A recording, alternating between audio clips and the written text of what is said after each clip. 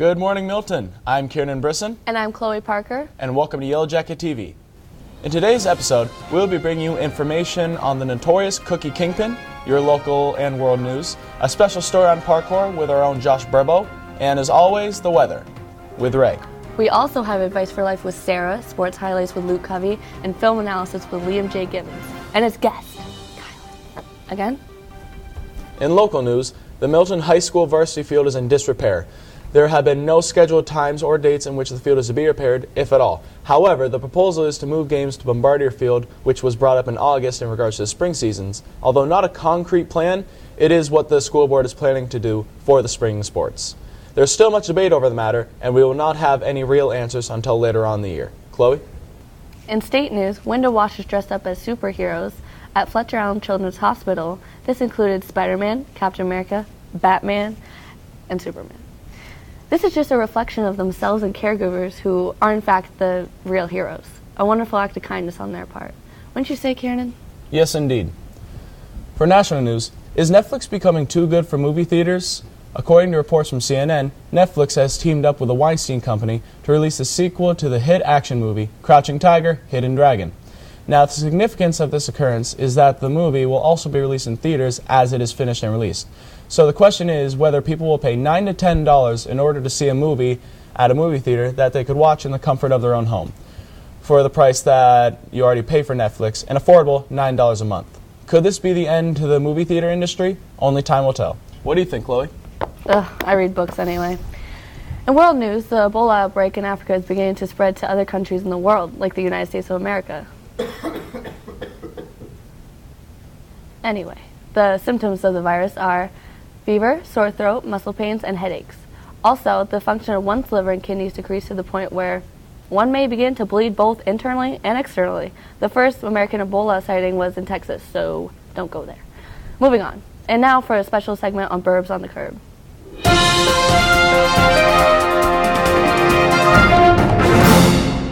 This is On the Ball with Burbs, and I'm here with Milton's parkour crew. The members are Billy LaFave, Foster Rich, and Kobe Maguire. And I've been hanging all the time with these dudes well, not all the time, but just for today. But, yeah, they're pretty sick. We're going to ask them some questions about parkour and what it means to them. And now let's cut all that sentimental crap and let's get to it. Okay, so, how long have you guys been doing this? I've been training for about a year now. About a year. About like 3 months. Wow! Ain't that cool? 3 months and that kid's already doing sick stuff? What? Okay, so, anyway, what does parkour mean to you?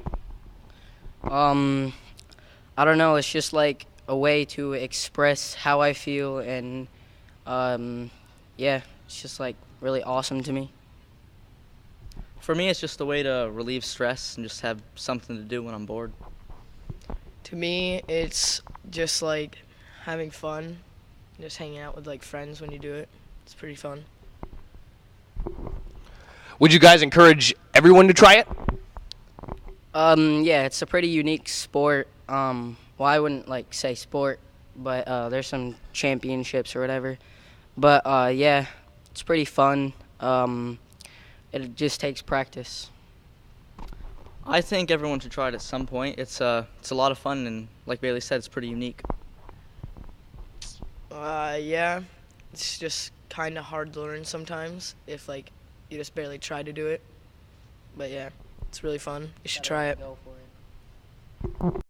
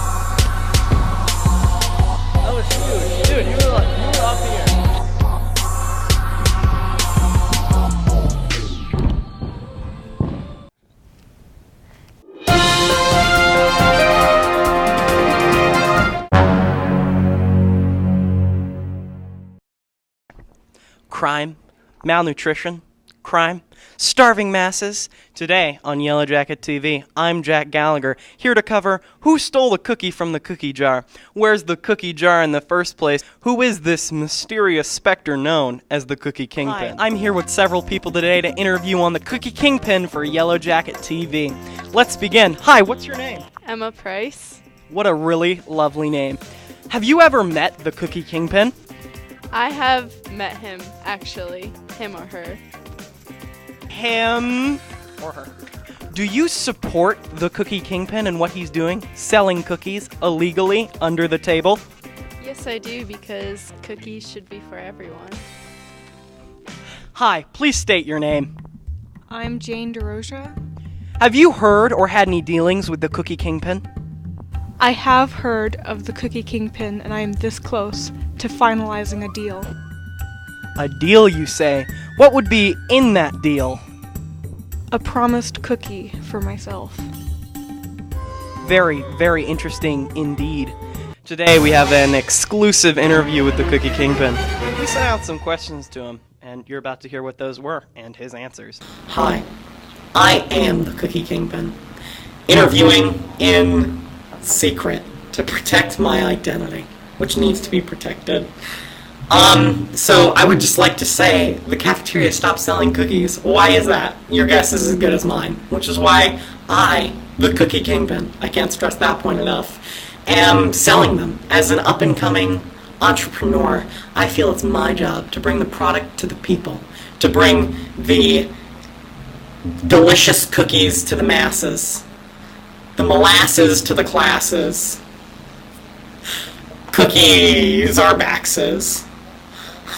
Cookie Kingpin power! Alright. This has been Yellow Jacket TV, covering the case of the Cookie Kingpin. What's your opinion on the matter? Is he a hero, or is he doing something a little bit shady? Get back to us. Thanks. Back to you, Kiernan. Awesome story. And now, the weather.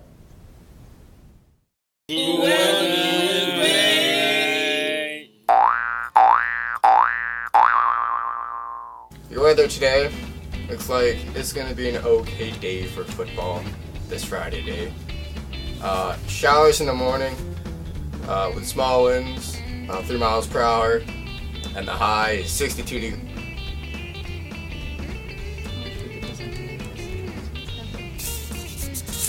In the night,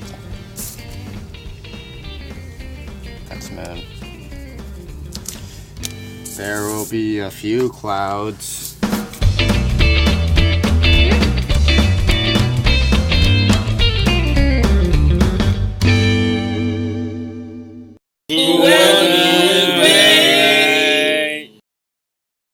Need advice for your life? I sure do. Take it away, Sarah. Nate, like the thing? Yeah, answering the question? Alright, do the whole thing. Hi, welcome back to Advice for Life. I'm your host, Sarah Manfredi, and today a very sad person asks, what do I do if I have no one to sit with at lunch? Well, I'll tell you. Ahem. What do you do if you have no one to sit with at lunchtime? Well, I'll tell you. You'll be just fine. Just sit down with somebody you know. Or sit down with a teacher, sit down at a TA. And have a great rest of your day.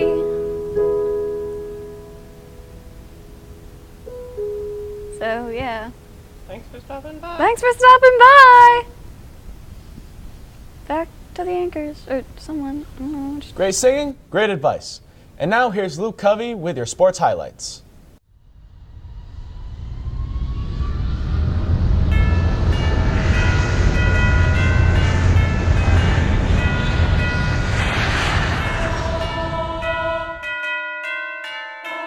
Stefan Beats.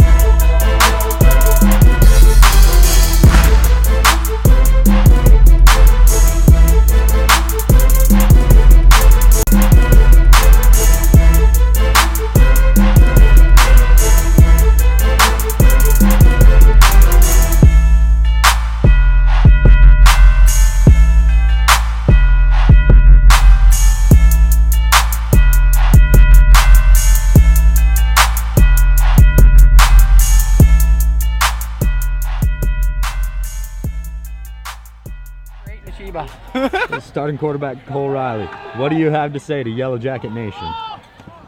All I gotta say is, all I do is win.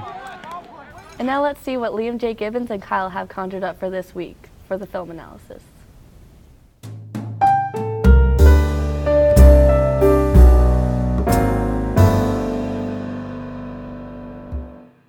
Hello, and welcome back to Film Theory and Analysis. I'm your host, Liam J. Gibbons, and my guest this week is Kyle.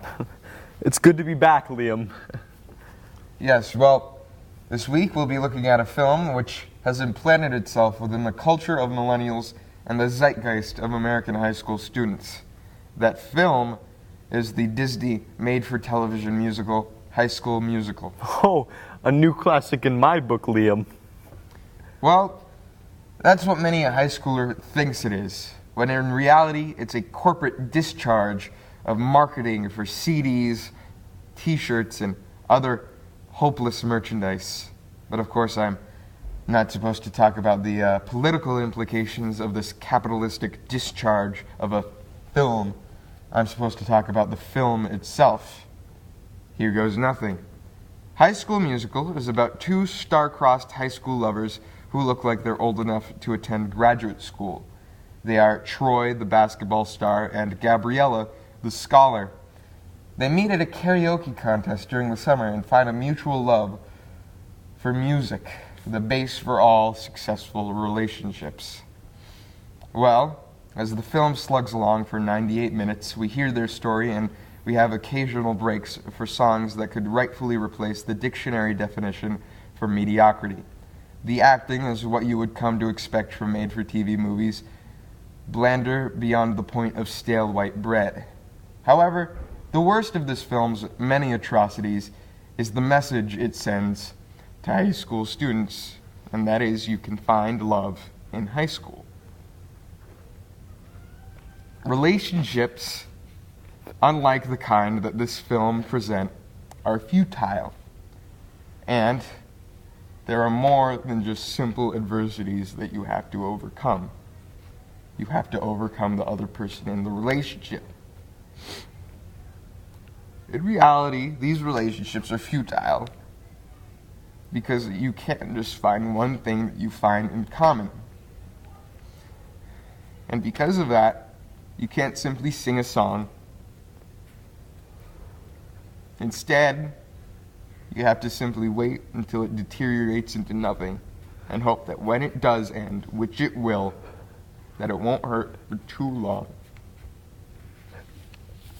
Man, say what you want about the acting, but the songs sure are catchy. We're all in this together once we know that we are world stars, and we'll see that we're all in this together once we know that we'll stand hand in hand, make our dreams come true. What time is it? It's party time.